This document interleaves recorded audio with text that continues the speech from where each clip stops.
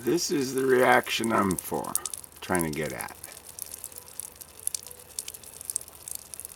As water falls down the screen, the charge changes its surface tension, which throws it back and forth into the coil.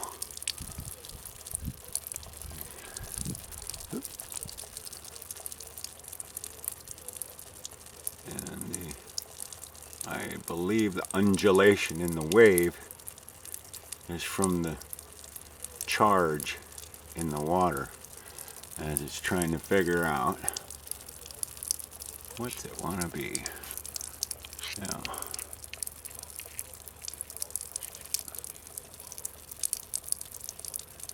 there you go.